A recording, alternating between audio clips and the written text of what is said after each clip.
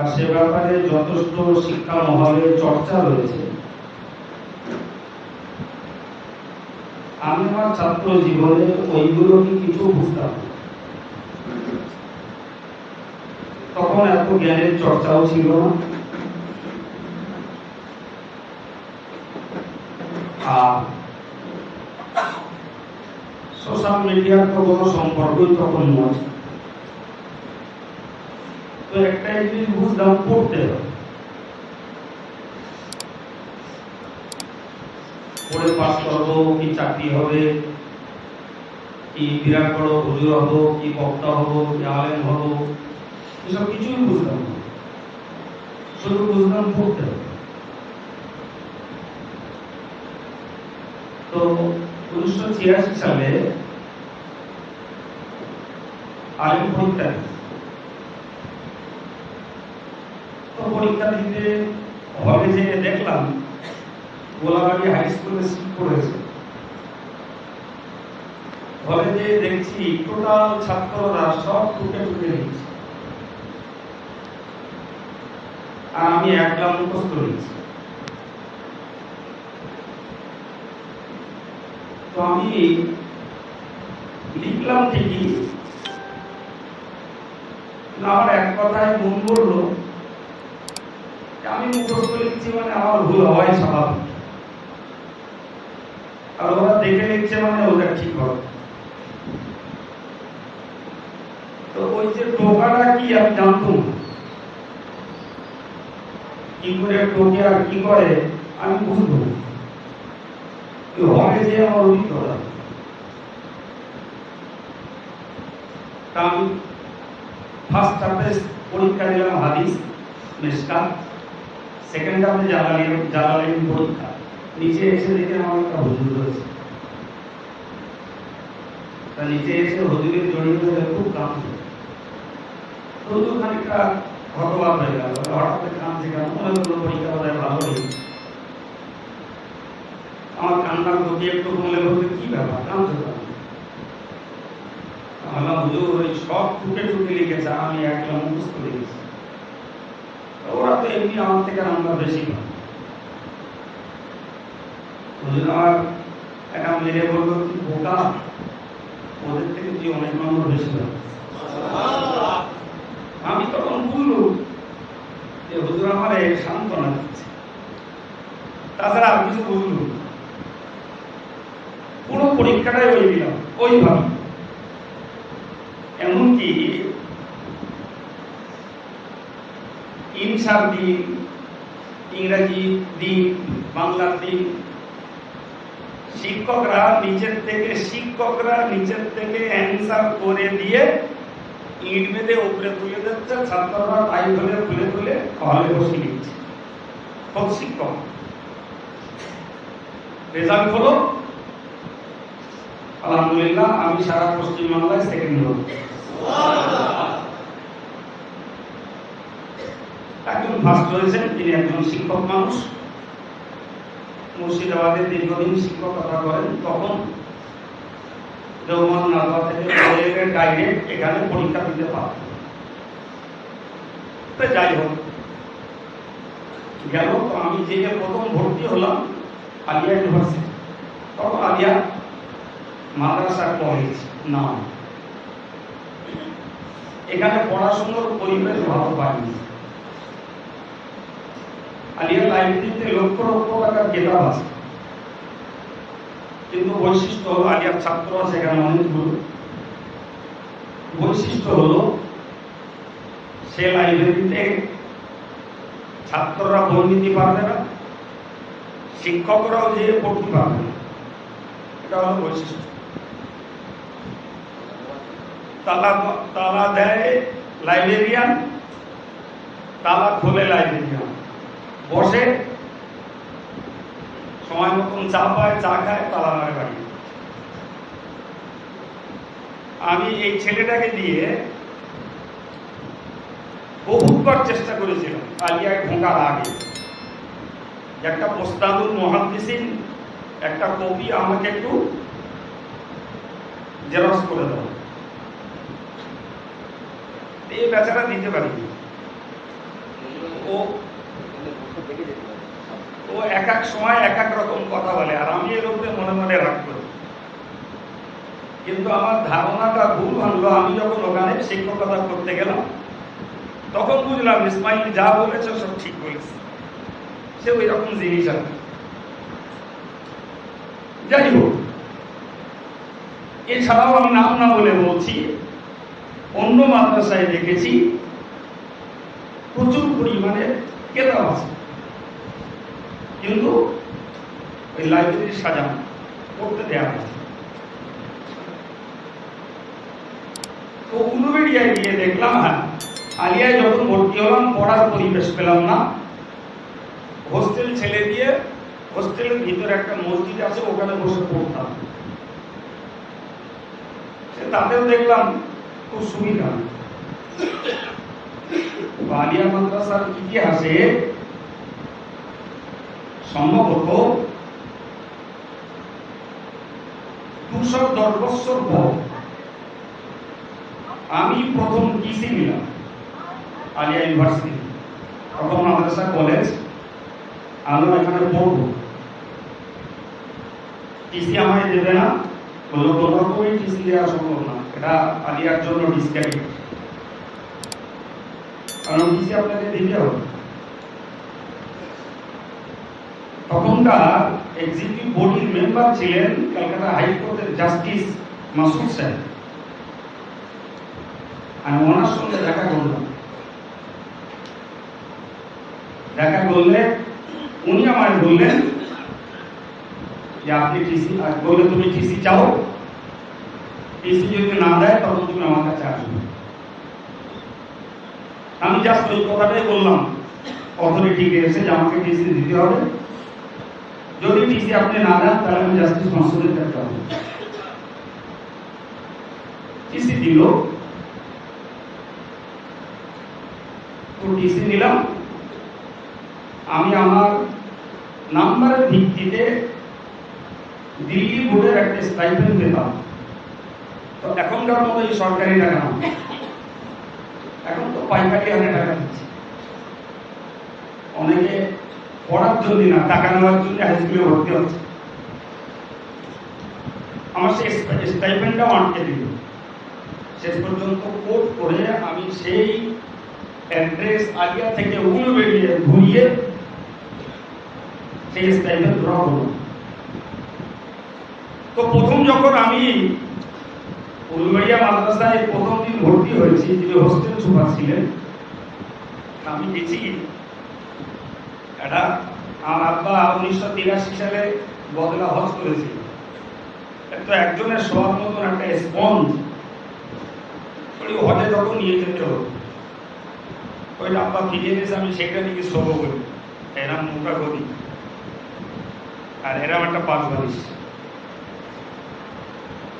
আমি ভর্তি হয়েছি দুপুরের দিকে, আসরের নামাজ পড়ে হুজুর আমার ডেকেছে, দেখে বলছে বাড়ি করে।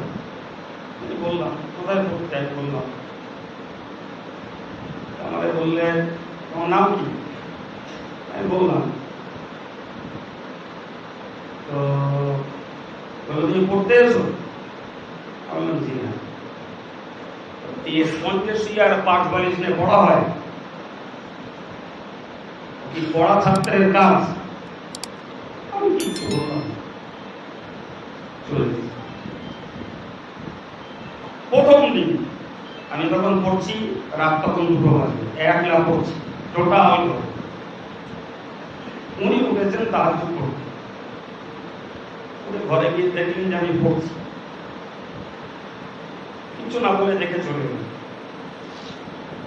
পরের দিন যখন আমি পড়ছি তখন রাত 2:30 বাজে, ভাত খোলা আছে পাশে, আমি পড়ছি। উনি গেছেন, গিয়ে দেখে চলেছে। তারপরের দিন 3টে বাজে, তখন পড়ছি। উনি গেছেন, গিয়ে বললেন ভাত খেয়ে চলো। ভাত খাওয়া হয়ে যাবে, যা যাবে খেয়ে নাও, খেলে ভুল না। তারপরে উনি চলে গেলেন, আমি খেয়ে দিয়ে 3:15-20 দিকে বলে শুয়ে পড়লাম। পরদিন আমার সকালে ফজরের নামাজ পড়ে রেখে গেছে। তুই কি এরকম পড়াশুনো করবি? তো মার্কশিটটা চাইবে, দেখালাম, তো দোয়া করলেন, বললেন পড়। আমি একটু ভুল বুঝেছিলাম যে তুমি 5 বালিশ নিয়ে এসছো আর গদি নিয়ে এসছো, পড়বা কখন? তখন বললাম, হুজুর আমি না খেয়ে যতক্ষণ মেয়ে হোক জাগ্রত যা কিছু করতে পারি, কিন্তু খেলে আমার শুতে হবে, আর আমার শোয়ার জায়গাটা ভালো না হবে, আমি 1 ঘন্টা ঘুমাবো, ভালো করেই শো। এটা আমার বড় অভ্যাস বলে না, চাই বললেন যাও। বললাম, হুজুর আমাকে লাইব্রেরিতে পড়তে সুযোগ দিতে হবে। উনি বললেন যে সে তো সম্ভব না, যেহেতু কোনো ছাত্রের ওই পারমিশন নেই। সপ্তাহে 1 দিন দেওয়া হয়, যেটা বই নেবে আবার 1 সপ্তাহ পরে জমা করতে হবে। আমি একটা বই পড়বো না, আমি বিভিন্ন বই পড়বো, তো লাইব্রেরিতে আমাকে সুযোগ দিতে। উনি 3-4 দিন পরে স্টাফের সঙ্গে আলোচনা করে আমাকে লাইব্রেরিতে পড়ার সুযোগ দিল।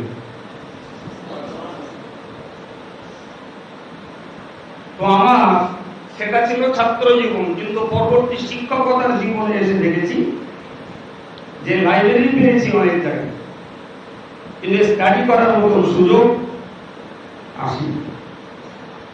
তবে আমি ছাত্রদের উদ্দেশ্যে একটা কথা বলব, এলেম কালাম আমার বেশি নেই, এটা সঠিক। যেটা ধারণা করে বা বলে আল্লাহ তাদের উচ্চ ধারণা, বলা কবা কবুল করুক। কিন্তু একটা কথা আমি বলতে পারি যে এই উলুমে দুনিয়ার বা ধর্মীয় জ্ঞানের যে কোনো বিষয় অন্তত কোন কিতাবে আছে এতটুকু আল্লাহ চাইলে বলতে পারবো। এটা আমার একমাত্র এই লাইব্রেরিতে পড়ার ফল। হয়তো কি পড়েছিলাম মনে নেই, কোটেশন মনে নেই, কিন্তু কেউ হেল্প চাইলে বলতে পারবো যে এই বিষয়টা অন্য জায়গায় খুঁজলে ইনশাআল্লাহ পাওয়া যায়। তারপরে উলবেড়ে থাকাকালীন আমি ক্যালকাটা ন্যাশনাল লাইব্রেরিতে সদস্য হলাম। ওইখানে 4 বছর পড়াশোনা করেছি ন্যাশনাল লাইব্রেরি। তবে সেটা প্রতি রবিবার ছুটির দিন, একদিন করে ফার্স্ট মর্নিং এ আসতাম, রাত 9টার দিকে যেতাম, সারাদিন ন্যাশনাল লাইব্রেরিতে থাকতাম। এটা ছিল ছাত্র জীবনের কথা।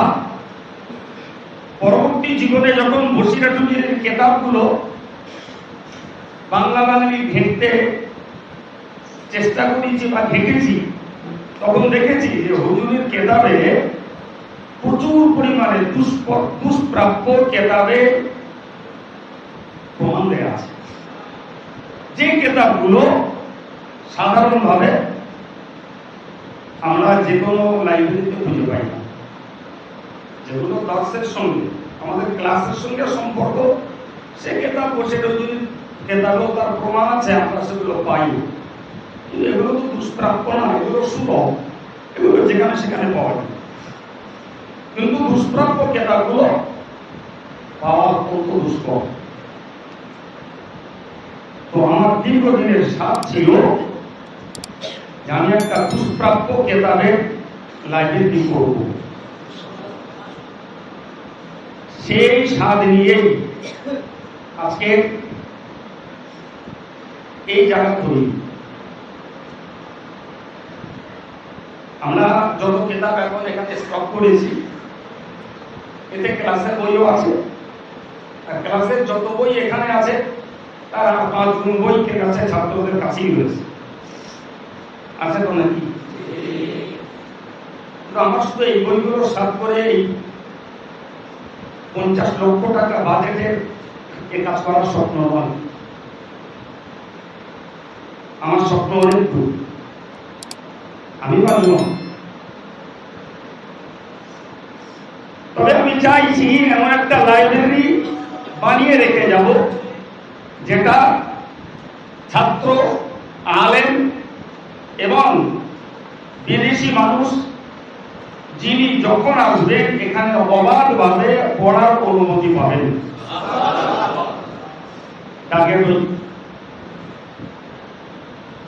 তো সেই কেতাবের লিস্ট আমার অটোমেটিক্যালি পাঠানো হয়ে গেছে। কিছু দর্শী কেতাব বাকি ছিল এবছরে, সে 45,000 টাকা দর্শী কেতাব যারা ছেলেরা এবার পাই তাদের কেতাবগুলো আনতে দেওয়া ছিল। শনিবারে কেতাবগুলো কলকাতায় এসছে, আগামীকালে হয়তো কেতাবগুলো আনা হবে। ওই কেতাবগুলো আনবার জন্য আমি কেতাবের লিস্টটা পাঠাইনি, কেতাবের লিস্টটা আমার তৈরি আছে। তবে আজকে সকালে কেতাবের লিস্ট পাঠিয়েও দিয়েছি। হয়তো সব কেতাব আমি দিল্লি, লখনৌ, দেওবন্দ পাবো না। কিছু কেতাব পেতে হবে মিশর থেকে, কিছু বেইরুত থেকে, কিছু মক্কা শরীফ থেকে। তো মক্কা শরীফের হাজিদেরকেও বলেছি বা অন্যান্য ভাবে চেষ্টা চলছে। আমাদের এই যে আলমারি আছে এছাড়াও কম বেশি প্রায় 2 লক্ষ টাকা র্যাক অর্ডার দেওয়া আছে, কালকে সেগুলো আসবে। শুধু র্যাক 2 লক্ষ টাকা সব অর্ডার করা আছে, কালকে গেলে সেগুলো চলে আসবে, কাল যেতেও হবে। আর এই র্যাকগুলো আমার ভরতে কম বেশি 50 লক্ষ টাকা খরচ হবে। তো এখানে কটা পার্ট। নাম্বার 1, ছাত্রদের ক্লাসে পড়ার টাইমের পরে লাইব্রেরি সকাল 8টা থেকে রাত 12টা পর্যন্তই খোলা থাকে এবং অল টাইম এখানে আমার বেতনভোগী লাইব্রেরিয়ান থাকে। তো ছাত্ররা এর ভিতরে বসে পড়তে পারবে। ক্লাসের কেতাব তো ছাত্রদের কাছে দেয়াই আছে। এর অতিরিক্ত স্টাডির জন্য তারা এখানে এসে পড়বে। প্রথমত এই সুযোগ। দ্বিতীয়ত, কে কি গবেষণা করবে না করবে সেটা আলেম সমাজের চাহিদা। জামিয়ার পক্ষ থেকে কমপক্ষে 2 জনকে আমি বেতন দিয়ে পুষবো, শুধুমাত্র গবেষণা করার জন্য, এই পোকাকে খাওয়ানোর জন্য না। বেতন দিয়ে পুষবো শুধুমাত্র এই কেতাব গবেষণার জন্য, স্টাডি করার জন্য, সেটা জাতির জন্য। এই 2 জন শিক্ষক গবেষণা করে বিষয় ভিত্তিক যে তথ্য অনুসন্ধান করবে, জামিয়ার নিজস্ব লাইভে তা সম্প্রচার হবে। তার জন্য ঘর রেডি এবং রীতিমতো এখানে স্টুডিও বসানো হবে। 3 নম্বর, যারা দেশের ওলামা সমাজ এরা যদি কখনো মনে করে যে আমার একটা কেতাব দেখার প্রয়োজন, তিনি যেন জামিয়া লাইব্রেরিতে এসে বিমুখ না হন, যে আমার এই কেতাবটা দরকার, তিনি যেন পান। এছাড়াও যে কোনো আলেম ওলামা কেতাব স্টাডি করার জন্য রহমানিয়া লাইব্রেরি এন্ড রিসার্চ সেন্টারে সুযোগ পাবে। কে যে আলাদা করে রিসার্চ করবে সেটা আমার জানা নেই, কে আসবে কিনা। কিন্তু আমি জামিয়ার পক্ষ থেকে জাতির উপকারার্থে বেতন দিয়ে আমি যাবতীয় বিষয় ভিত্তিক মুজাদ্দিদে জামানের সিলসিলা এবং বশিরাতুল্লাহর মতাদর্শের উপরে রিসার্চ করাবো। এটা জাতির সম্পদ। তবে আমার সব কিছু স্বপ্নের একটা জায়গায় মাইনাস পয়েন্ট, ছাত্র বলি, আলেম বলি আর বক্তা সমাজ বলি, সেটা হল আমরা না বিরাট অল্পে তুষ্ট। অল্পে তুষ্ট। কিন্তু মনে রাখার দরকার, আর্থিকভাবে পার্থিব দৃষ্টিতে অল্পে তুষ্ট হওয়া বুজুর্গিয়াতের লক্ষণ, কিন্তু ইলমের ক্ষেত্রে, জ্ঞানের ক্ষেত্রে অল্পে তুষ্ট হওয়া এটা একটা অজ্ঞতার লক্ষণ। তো আমার এই 13 বছর জামিয়া চালিয়ে যে অভিজ্ঞতা হয়েছে সেটা হলো আমাদের ছাত্র সমাজ, ওলামা সমাজ এরা এই অল্প শিখেই তুষ্ট হয়ে যায়, অতি আত্মতৃপ্তি লাভ করে। কারণ কেউ মুয়াজ্জিনি পায়, কেউ ইমামতি পায়, কেউ ওয়াজ করতে পারে, কেউ চাকরি পায়, কেউ হয়তো তদবির করতে শেখে, কেউ বাপের একটা ব্যবসা ধরে থাকে, কেউ একটু চাষ করতে শেখে।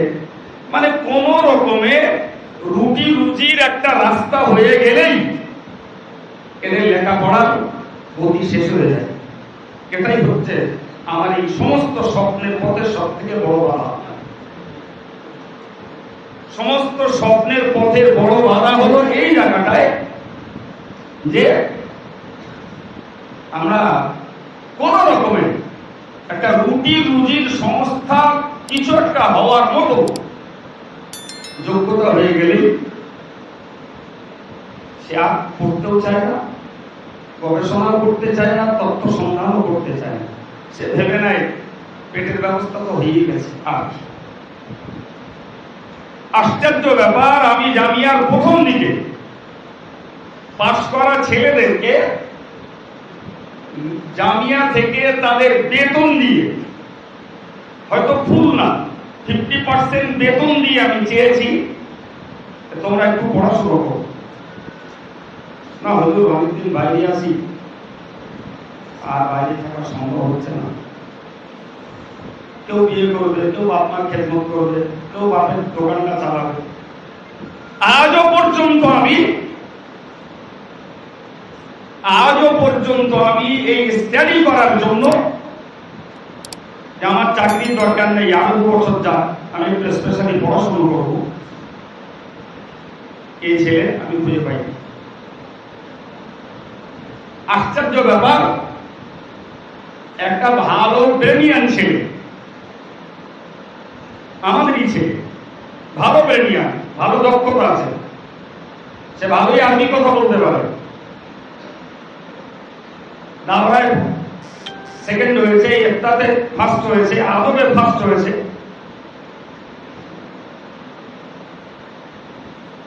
সে আমি তার একটা মাদ্রাসায় চাকরি দিতে গেলাম, বললো হুজুর মাদ্রাসায় চাকরি করবো না গো, আব্বা বলছে একটা মসজিদে ইমামতি কর, রোজগারটা ভালো। আশ্চর্য ব্যাপার, দুটো মাদ্রাসা দিলাম, একটাতেও গেল না। সে মসজিদে ইমামতি করছে, মাদ্রাসায় গেলে হাট করো বেতন 7,000, 8,000, 9,000 নাই দেবে, আর মসজিদে থাকে ওই সঙ্গে বিয়েতে পয়সা পাওয়া যাবে, মরে গেলে পয়সা পাওয়া যাবে, মিলাদে পাওয়া যাবে, খতমে পাওয়া যাবে। তাহলে এই ছেলেটার পিছনে জামিয়ার মেহনত, তার নিজস্ব মেহনত, সবকিছু ভস্যে ঘিরানো হয়ে গেল। সবে পাস করলো, তার 2 পয়সা রোজগারের কাছে সব শেষ। এরকম একটা ছেলেকে যদি আমি বলি তোরে 6,000 টাকা বেতন দেব, তুই জামিয়ায় আরো 2 বছর স্টাডি কর, সে হয়তো শুনবে, তার বাপ মা শুনবে, তার টাকা দরকার।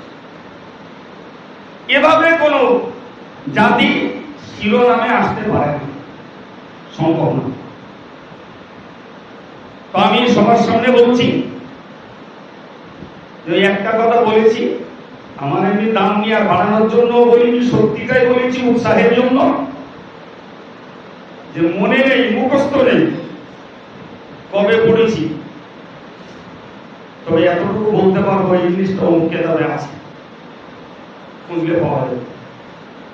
অন্তত আমার ছাত্রগুলো যদি এতটুকু যোগ্যতা নিয়ে সমাজে যেত, তাহলে অন্তত নিজের জাতীয় ঐতিহ্যটা, পীর ওলিদের আদর্শটা মজবুতির সঙ্গে ধরে রাখতে পারত। কারণ ব্যতিক্রম ধর্মী আর বিপরীত কথা আজকে সমাজে গিজগিজ করছে, বিশেষ করে ইউটিউবের যুগে সারা পৃথিবী মুঠোভূত। বাংলাদেশের বক্তা কি বলছে, পাকিস্তানের বক্তা কি বলছে, সৌদির বক্তা কি বলছে, মিশরের বক্তা কি বলছে, ইন্ডিয়ান কোন বক্তা কি বলছে, যে যে ভাষার মানুষ সেখানে বসে কালেক্ট করছে। সুতরাং স্ট্যান্ডে যদি না থাকে, আমি তো জোর গলায় বলতে পারি, আলেম হওয়ার পরেও মতিভ্রম ঘটবে, আলেম হওয়ার পরেও বিপদগামী হবে, আলেম হওয়ার পরেও বেদাতি মত ধারণ করবে, যদি তার স্টাডি ঠিক না হয়। আমি আল্লাহর প্রতি ভরসা রেখে জোর গলায় বলতে পারি, কেউ জামিয়া চালানোর দায়িত্ব নেই। আর জনসমাজে বা জনসংযোগে আমার যে সময়টা ব্যয় হয়, এই কাজটা কেউ করে দেবে। আমি এখনো ইনশাআল্লাহ জোর গলায় বলতে পারি, 24 ঘন্টার ভিতরে 18 ঘন্টা বই ব্যবস্থা করতে পারি, খুব সহজে। 24 ঘন্টার ভিতরে 18 ঘন্টা বই ব্যবস্থা করতে পারি, কিন্তু আলাদা কোনো ঝামেলা দিয়ে হবে। কিন্তু যে ডোবা ডুবে গেছি, সেখানটা উঠে আসা আমার পক্ষে সম্ভব না। সমাজ বলি, মসলা মশাই বলি, জনসংযোগ বলি, জামিয়ার পরিচালন বলি, নতুন করে আমাকে কেতাবের ভিতরে ডুবে যাওয়া আর সম্ভব না। আমার মন আছে, স্পৃহা আছে, কিন্তু সময়ের কাছে হেরে গেছে। সেই জন্য আমার স্বপ্ন, যে কাজটা আমার সময়ের অভাবে পারছি না, প্রয়োজনে বেতন দিয়ে আমি সেই কাজটা করিয়ে রাখবো, যার কাছে আমি টোকা মারলে কোনো জিনিসের উদ্ধার আমি হতে পারবো। আমার কথাটা বোঝাতে পেরেছি? আমি বেতন দিয়ে বুঝবো স্টাডি করার জন্য যে আমার এই জিনিসটা দরকার, ওই স্টাফের কেউ বলতে পারবে কি পারবে না, কি অন্য কোনো নামি দামি সেরকম বিরাট বড় বক্তা সেও বলতে পারবে কি পারবে না, ডাউট আছে। কিন্তু জামিয়ায় আমি একে বেতন দিয়ে বুঝবো, তার কাছ থেকে আমি উত্তরটা পেতে চাইবো, বা আলেম সমাজ তার কাছে পেতে চাইবে। সে যদি ফেল করে, তাহলে আমার বেতনের পরীক্ষা তাকে দেওয়া লাগবে। তবে ওই জায়গা পর্যন্ত পৌঁছাতে আরো 2 বছর সময় যাবে, শুধু ওই জায়গাটায় পৌঁছাতে। কারণ আমরা সম্ভাব্য অ্যাসেট এখনো জোগাড় করতে পারিনি, প্রচুর কেতাবের অভাব, প্রচুর। তো আল্লাহ যদি বাঁচিয়ে রাখেন, এখানে ছিল জঙ্গল, এখানে বিকালবেলা কোনো লোক আসতো, কেউ যদি আসতো তাহলে স্বস্তির কাজ সারার জন্য আসতো, আর কেউ আসতো না এখানে। একদম রিয়েল। আমি বছরে একদিন আসতাম, এখানে একটা পরিষ্কার মতন জায়গা ছিল, একটু কোরবানি। আমি তো আসি এখানে 36-37 বছর হয়ে গেল। তো সেই জায়গা যদি আল্লাহ করে দেন, তাহলে এখনো অনেক জায়গায় যাবে ইনশাআল্লাহ। আল্লাহর প্রতি এতটা আস্থা ভরসা আমাদের রয়েছে, আমাদের রয়েছে। তো আমি আলোচনা ভাবছি না, ডেটটা শেষ করার নিয়ম ছিল, ডেটটা ভালো হয়েছে, আর পারবো না। তবে শেষে এতটুকু দাবি রাখছি, এখন এই কেতাবের লিস্ট সব আমার কাছে আছে। আজকেই সকালে কেতাবের লিস্ট পাঠানো হয়েছে দিল্লিতে, দেওবন্দে, লখনউতে। ওরা দেখবে কোনগুলো না পায়, সেগুলো আবার বাইরে পাঠাতে হবে। তো এই যে কেতাবগুলোর কি রেট আমি জানি না, বর্তমানে রেট জানা নেই। জানা থাকলে আমি রেটের কথা বলতাম। তো যারা আছেন, আমার সংক্ষিপ্ত এতটুকু দাবি, আজকে কেউ নগদ পয়সা দেবেন, আমি এই জন্য আপনাদের ডাকি, এবং গড়েও লোক ডাকিনি। যেহেতু বর্ষাকাল, জামিয়ার যা দরদি আছে, ডাকলে আবার আলাদা করে প্যান্ডেল করতে হবে এই বর্ষায়, সেটা যেমন ব্যয়বহুল তেমন শ্রমসাধ্য। যার জন্য এলাকা জুড়ে কিছু বাছাই করা লোক দেখেছি, শুধু আমাদের এই নব উদ্যোগটা মানুষের কাছে ছড়িয়ে দেওয়ার জন্য। এক, 2 নম্বর, যদিও আমার কাছে 2-1 ভাই কেউ ব্যাংকেও টাকা মেরেছেন, কেউ ওয়াদা রেখেছেন, কেউ নগদও দিয়েছেন, তো আজও কেউ নগদ দেবেন সেটা নেব না, ব্যাপারটা তো এমন নয়। তো আমার একটা বড় দাবি হলো যে আমি আজও পর্যন্ত কালেকশনের ব্যাপারে কোনো মানুষের প্রতি বিরক্তি ভাজন এবং ভাব বোঝা হই না। এটা আমার একটা মস্ত বড় নীতি। কালেকশনের জন্য আমি কোনো ব্যক্তির কাছে বিরক্তি ভাজন এবং ভাব বোঝা হই না। শুধু দাওয়াতটা পৌঁছে দেবে বা এরকম একটা কাজ চলছে, পারলে সহযোগিতা করবে, ওই পর্যন্ত। আমি গতকালকে আমাকে একজন বললো যে আমাদের একজন হুজুর সাহেব প্রচার দিচ্ছে, বিভিন্ন জায়গায় বলে বেড়াচ্ছে, তবে জামিয়ার টাকা পয়সা দরকার নেই, জামিয়া অনেক হয়ে গেছে, আমাদের খুব অভাব, এখানে দাও, জামিয়া দিতে হবে। ভদ্রলোক আমাকে বললেন, হুজুর এরকম ব্যাপার। আমি বললাম, ভাই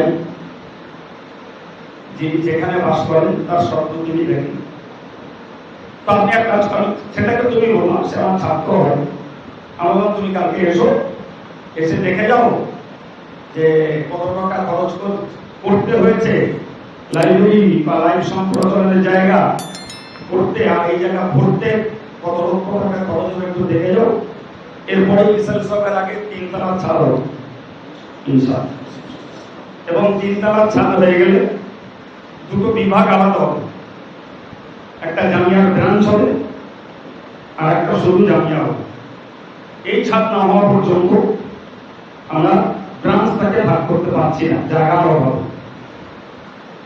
সেটা আল্লাহ চাইতো ইসলাম সবের আগে ছাদও হয়ে যাবে ইনশাআল্লাহ। তো আপনাদের কাছে খোলামেলা দাবি যে আজকের কেউ কিছু নগদ পয়সা দেবেন, দিতে পারেন, কেউ যদি লেখান লেখাতে পারেন। আর বড় দাবি যেটা, সেটা হলো আপনারা আপনাদের বন্ধু মহলে, পরিচিত মহলে একটু প্রচার রাখুন। আলেম সমাজকেও বলবো, ছাত্রদেরকেও বলবো, গার্জিয়ানদেরকেও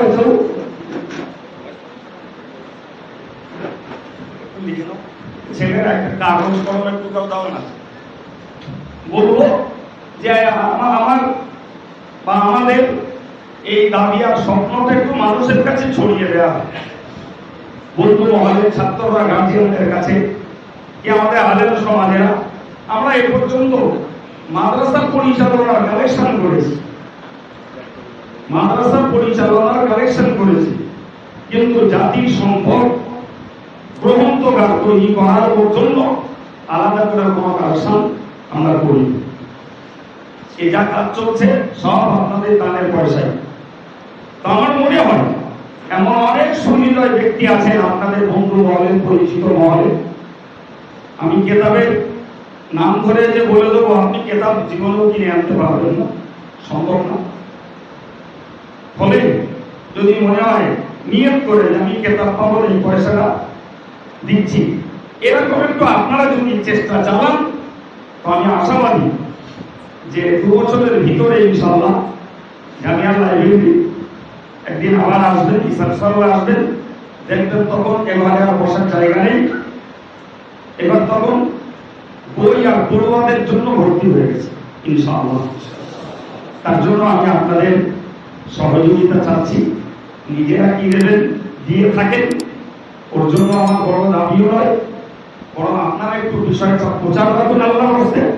আমি বিশ্বাস করি আপনি যে পয়সা নিজে দান দেবেন, আর আপনার প্রচেষ্টায় আপনার কোনো ভাই একটা পয়সা এই জীবনব্যাপী কেতাবের জন্য এখানে জাতীয় সম্পদ তৈরি করতে সাহায্য করবে, আজীবনের সব আপনি পেতে থাকবেন।